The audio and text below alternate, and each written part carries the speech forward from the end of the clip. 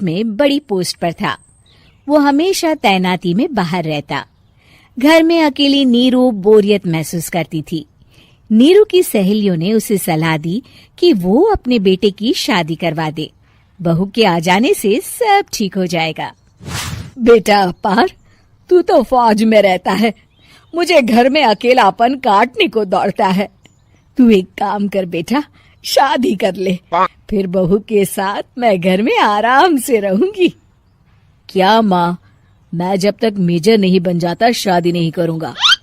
तुम कहीं घूमने जाया करो, लेकिन शादी की बात मत करो। इतना कहकर अपार वहां से चला जाता है, लेकिन जाते वक्त उसे माँ की भी चिंता रहती है। एक दिन दरवाजे की घंटी बजती है। नीरू दरवाजा खोलती है तो सामने एक सुंदर सी लड़की साड़ी पहनकर सर पर पल्लू रखकर खड़ी होती है। कौन हो तुम बेटा, और तुम्हें किसने भेजा है?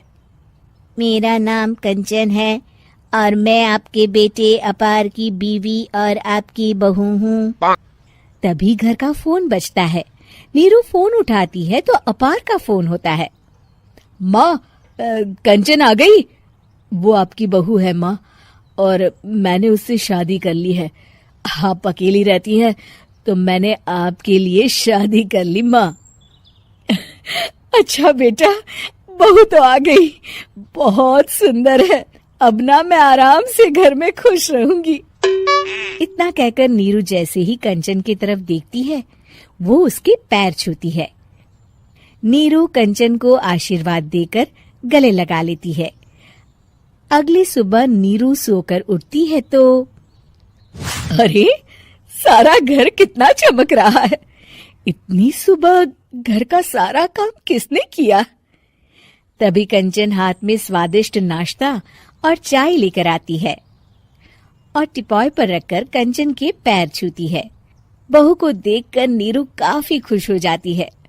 वो कंचन से कहती है, कंचन बेटा, आज मेरे घर में किटी पार्टी है। तुम मेरी सहेलियों के लिए कुछ अच्छा बना लेना। माँ, मुझे अच्छा बनाना नहीं आता, आप बता दीजिए, मैं बना दूंगी। अरे मैं भी तो नहीं जानती। ऐसा कर, शाम को इटालियन खाना, सी फूड और हाँ, चाइनीज खाना बना लेना, ठीक है? कंचन नीरू की बात सुनकर खुश हो जाती है। हाँ माँ, मैं तो ये सब बना सकती हूँ, आप चिंता ना करें। शाम को नीरू की सहेलियां आती हैं, जहाँ कंचन अकेले बनाए स्वादिष्ट खाना बनाकर खिलाती है। वो सारी सफाई कर सबको खुश कर देती है। कंचन अंदर किचन में जाती है कि तभी नीरू की सहेली बोल पड़ती है। अरे नीरू, तेरी बहू तो बड़ी परफेक्ट है। तेरी हर बात मानती है और सारा काम भी अकेले करती है। तुझे शिकायत का मौका भी नहीं देती। लेकिन क्या फायदा, बेचारी नीरू का जीवन तो बहू के आने के बाद भी बोरिंग का बोरिंग ही रहा। क्यों, ऐसा क्यों बोल रही है? अब तो मेरे साथ मेरी बहू भी रहती है। हाँ, रहती तो है, लेकिन मैं ऐसी लड़कियों को बहुत अच्छे से जानती हूँ। ये सारे काम इसलिए करती है कि तुझे लड़ाई करने का कोई मौका ना मिले और तू फ्रस्ट्रेट हो जाए, समझी? नीरू भोली सूरत बनाकर कहती है, नहीं, मैं नहीं समझी। अरे, घर में सास बहू की लड़ाई ना हो तो घर भी भला घर लगता है क्या? मेरे घर में ही ले ले।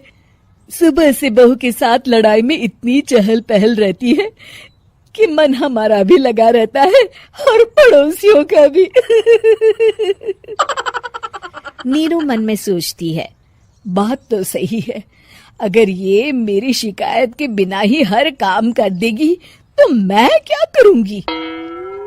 रात को नीरू सोने के लिए कमरे में जाती है, जहाँ कंचन उसके पैर दबाने लगती है।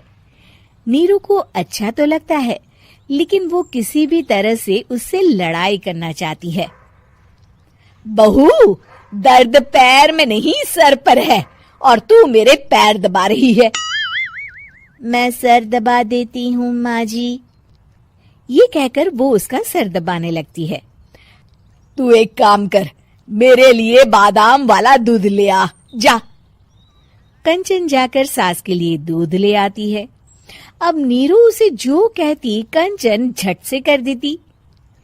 बहू, जरा छत से जाले निकाल दे। जी माँ जी। कंचन 5 मिनट में ही पूरे घर के जाले साफ कर देती है।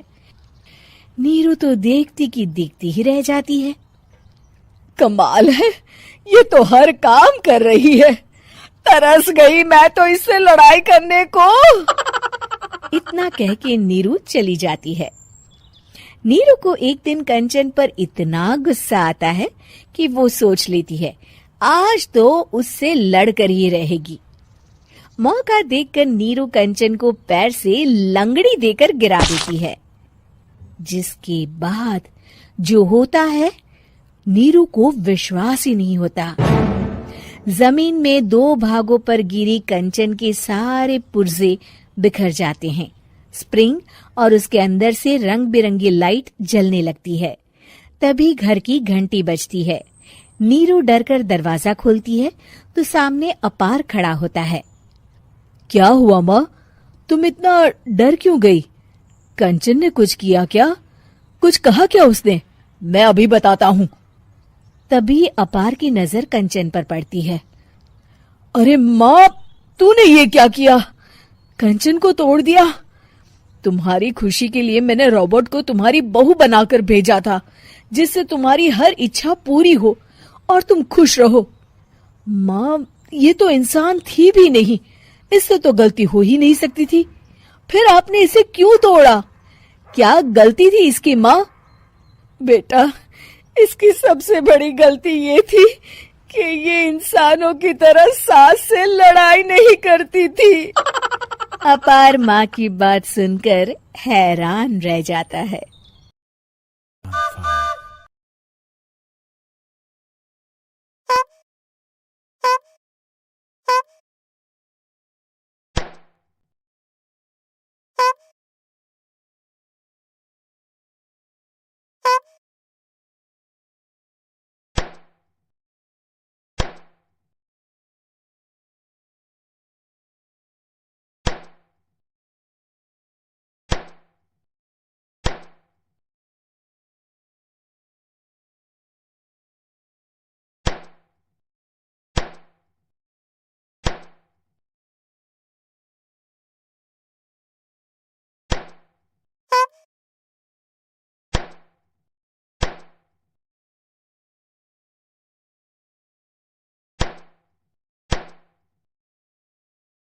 Wonderful!